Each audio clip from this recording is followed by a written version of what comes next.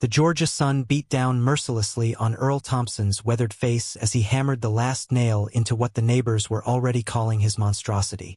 At 63 years old, with calloused hands that had built half the barns in Dawson County, Earl wasn't the type to care much about what people thought. But this time, the whole town of Dawsonville seemed to have an opinion about his latest project.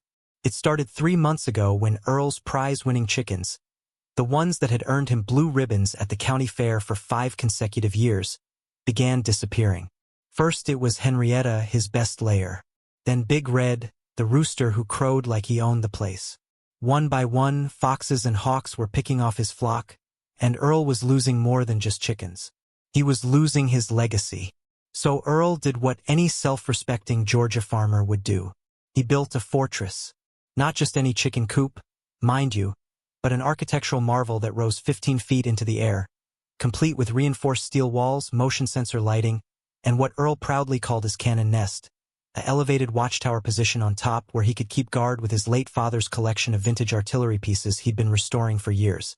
The structure dominated his front yard, visible from Highway 400, a gleaming metal testament to one man's determination to protect his chickens at all costs. It looked like something between a medieval castle tower and a military bunker, with Earl's personal touch, hand-painted roosters along the sides and a weather vane shaped like a chicken wearing a helmet on top. Martha Jenkins, president of the Dawsonville Homeowners Association, nearly drove off the road the first time she saw it. Within 24 hours, Earl had received a certified letter demanding he dismantle the structure immediately. It violated at least 17 different HOA regulations, she claimed, from height restrictions to aesthetic guidelines to something about offensive military imagery. Earl read the letter twice, crumpled it up, and used it to start his wood stove that evening. The HOA meetings that followed were legendary. Martha brought a lawyer. Earl brought his chickens. Well, not literally, but he brought photos of every single bird he'd lost, arranged in a memorial display that made 3 elderly board members tear up. He spoke about heritage, about family tradition, about how his grandfather had raised chickens on the same land during the Depression and how those birds had kept the family from starving. Nobody cared. The vote was unanimous. Dismantle the cannon nest or face daily fines starting at $500 and escalating from there. They gave him 2 weeks. Earl's daughter, Rebecca, drove up from Atlanta that weekend, her hybrid sedan looking painfully out of place next to Earl's rusted pickup truck. She was a successful real estate attorney, sharp as a tack, and she'd inherited exactly 0% of her father's stubborn streak. Or so she liked to think. "Dad, this is insane," she said, standing in the driveway and staring up at the structure. "Just take it down. Build something smaller. Something that doesn't look like you're preparing for World War III. Earl was up in the cannon nest, polishing the brass on a 1918 ceremonial cannon that had belonged to his father, a decorated veteran who'd served in Korea. The cannon was decommissioned, of course, filled with concrete decades ago, purely decorative. But it was beautiful and it meant something. "Your grandfather built this farm with his bare hands," Earl called down. "These chickens are direct descendants of his original flock. I'm not backing down because some HOA bureaucrat thinks my chicken coop isn't pretty enough. It's not about pretty, Dad. It's about the law. They'll take everything. Then let them try." Rebecca stayed for dinner, fried chicken ironically, and left at sunset, shaking her head. As her taillights disappeared down the long driveway, Earl climbed back up to his cannon nest and looked out over his property. 40 acres of Georgia red clay, pine trees swaying in the evening breeze, and his chickens, all 23 of them now, safely tucked away in their fortress below him. He didn't sleep much that night. The fines would start Monday morning. $500 a day. $3,500 a week. His pension and Social Security couldn't cover that for long. He'd lose the farm within months, maybe weeks. But as Earl sat there in the darkness, watching the stars come out over the Georgia mountains, listening to the peaceful clucking of his protected flock, he made a decision. Sometimes a man had to draw a line. Sometimes you had to stand for something, even if it cost you everything. Monday morning arrived with storm clouds gathering on the horizon, both literal and metaphorical. Earl woke early, fed his chickens, and climbed up to the cannon nest to wait. He didn't know what he was waiting for exactly. Maybe inspiration. Maybe a miracle. What he got instead would make national news within 6 minutes. The HOA enforcement team arrived at exactly 9 a.m. in a convoy that would have been comical if it weren't so threatening. Martha Jenkins led the procession in her pristine white Lexus SUV, followed by 2 board members in matching silver Mercedes sedans, the HOA attorney in a black BMW, a county inspector in an official truck, and bringing up the rear, a massive demolition company flatbed carrying equipment that could tear down Earl's cannon nest in under an hour. But Martha had made one critical miscalculation. She'd scheduled this intimidation parade for Monday morning, the exact same day that Highway 400 was being repaved. The detour signs redirected all north-south traffic directly past Earl's property on the narrow county road that ran along his fence line. Earl watched from his perch as the convoy turned into his long driveway at full speed, kicking up red dust like they owned the place. Martha's Lexus hit the first pothole, the one Earl had been meaning to fill for 3 years, and her coffee cup went flying. He could see her mouth moving, probably cursing him already. They parked in an aggressive semicircle facing the cannon nest, doors opening in unison like some corporate SWAT team.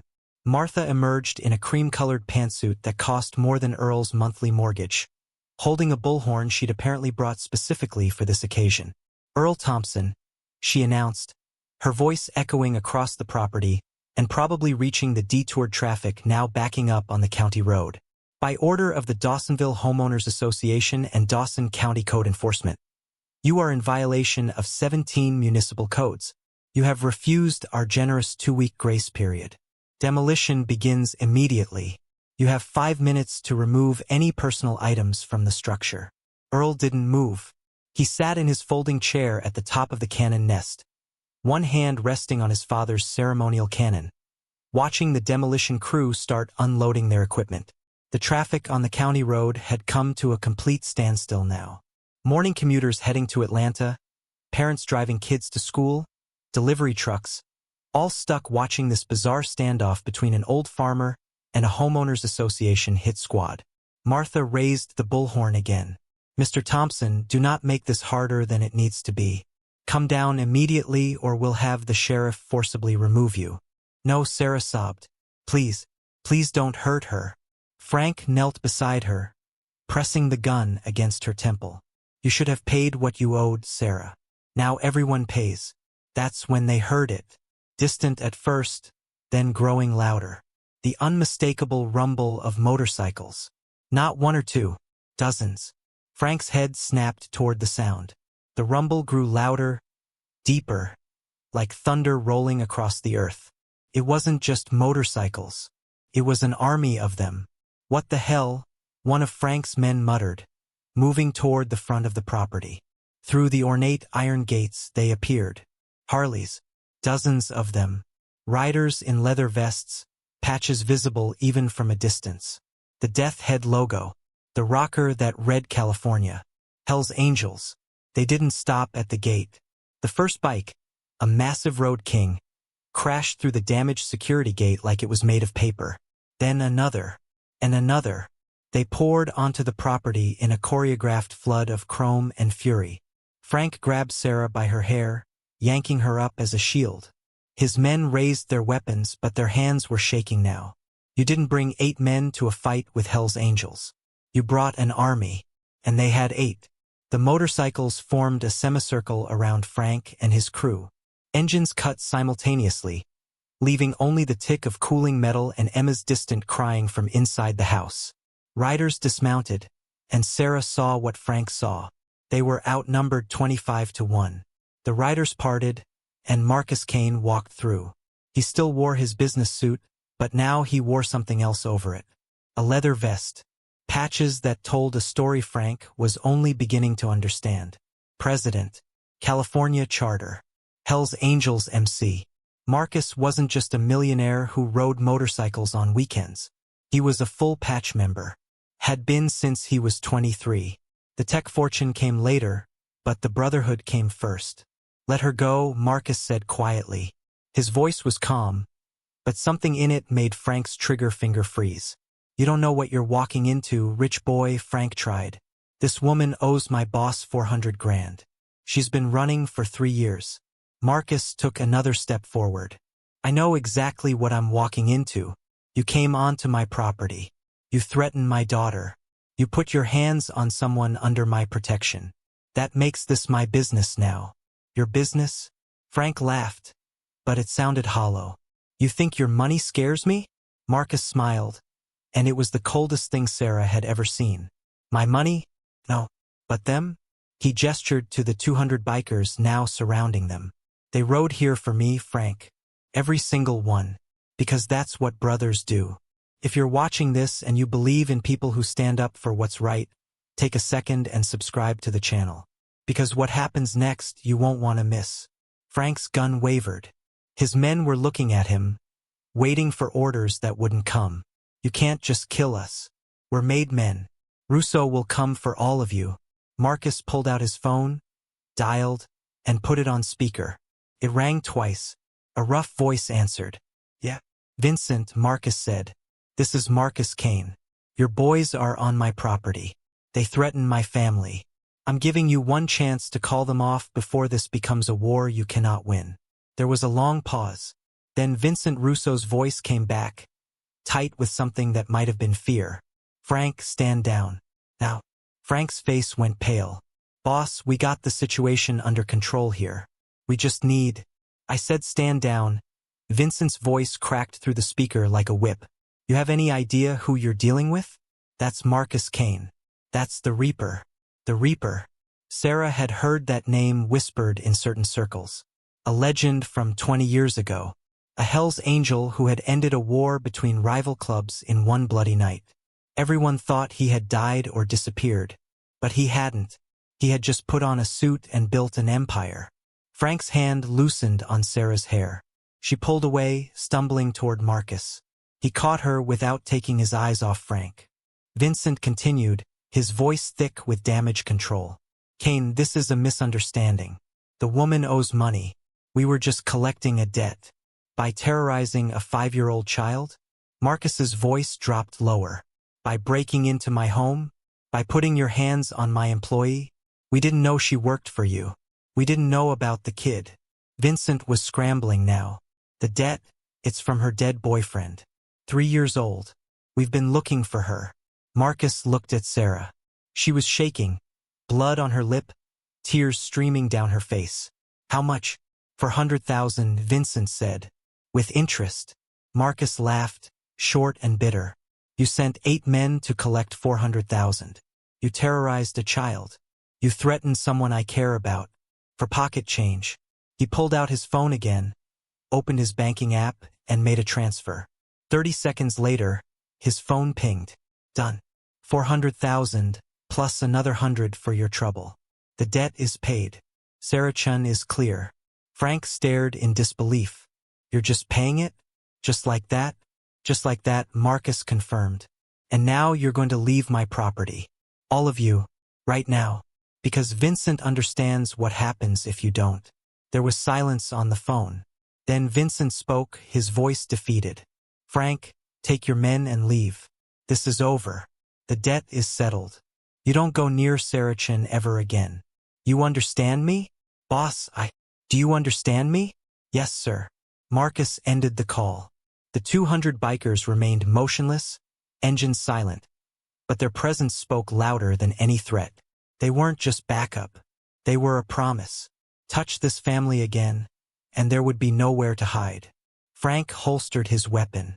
His men did the same, slowly, carefully. They backed toward their vehicles, keeping their eyes on the wall of leather and chrome surrounding them. As they drove away, tires screeching, Marcus finally turned to Sarah. She collapsed against him, sobbing. Emma. Is Emma okay? Before he could answer, the front door burst open. Emma ran out, her face wet with tears, and threw herself at Sarah. The nanny caught her, holding her tight, both of them shaking. Marcus knelt beside them, wrapping his arms around both. You're safe now. Both of you. Promise. The bikers stayed for another hour, making sure Frank and his crew were truly gone. They checked the perimeter, fixed the broken gate temporarily, and made their presence known to every security camera in a 5-mile radius. This property was protected now. Everyone would know it. Marcus stood in his living room, watching Sarah clean the cut on her lip while Emma clung to her side. The little girl hadn't let go since running out of the house. Her small hands gripped Sarah's shirt like a lifeline. "I'm so sorry," Sarah said finally, her voice breaking. "I brought this to your home. I put Emma in danger. I should have told you the truth from the beginning." Marcus sat down across from them. "Tell me now. Everything." So she did. She told him about David, about the loan sharks, about 3 years of running and hiding, about changing her name and never staying anywhere long enough to feel safe, about how she had planned to leave Malibu next month, before they could find her. But Emma had made her want to stay. "I was a coward," Sarah whispered. "I should have faced them years ago. Instead, I ran, and I brought danger to the only people who've shown me kindness since David died." More importantly, Patricia uncovered that Martha Jenkins had a personal vendetta. Her own property value assessment had dropped 12%, and she'd explicitly blamed Earl's cannon nest in emails to the county assessor, calling it an eyesore that was ruining the neighborhood's upscale image. The settlement came on a Tuesday morning in late October. The HOA agreed to pay Earl $75,000 in damages, cover all his legal fees, and issue a public apology. More significantly, they were forced to amend their bylaws to explicitly exempt any property predating the association's formation from all current and future regulations. Martha Jenkins resigned as HOA president that same afternoon. 3 board members followed. The demolition company, facing their own liability issues for the driveway disaster, quietly paid for all vehicle extractions and repairs, a cost exceeding $40,000. But the real victory came in a different form entirely. The viral attention Earl stand had generated sparked a nationwide conversation about HOA overreach. State legislators in Georgia introduced the Thompson Bill, named after Earl, which would protect legacy properties from retroactive homeowner association rules. Within 6 months, similar legislation was being considered in 12 other states. Rebecca drove up from Atlanta the day the settlement check arrived. She found her father in his usual spot, sitting in the cannon nest at sunset, watching his chickens settle in for the night. She climbed the ladder, something she hadn't done since the structure was built, and sat beside him. "I'm sorry I doubted you, Dad," she said softly. Earl put his arm around his daughter's shoulders. "You were trying to protect me. That's what family does. You could have lost everything. Some things are worth losing everything for. Your grandfather taught me that. He didn't fight in Korea so his grandson could be bullied off his own land by people who think money means power."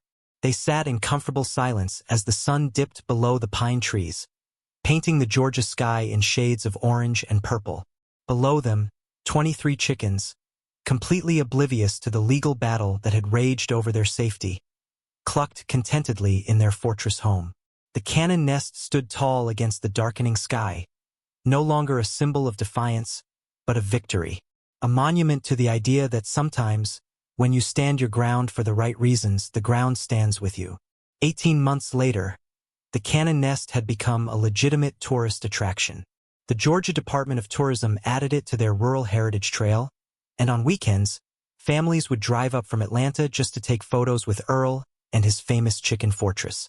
He'd installed a small farm stand at the end of his driveway where he sold fresh eggs, homemade preserves, and t-shirts that read, "I survived the cannon nest," with a cartoon chicken wearing a helmet. The chickens, naturally, were thriving.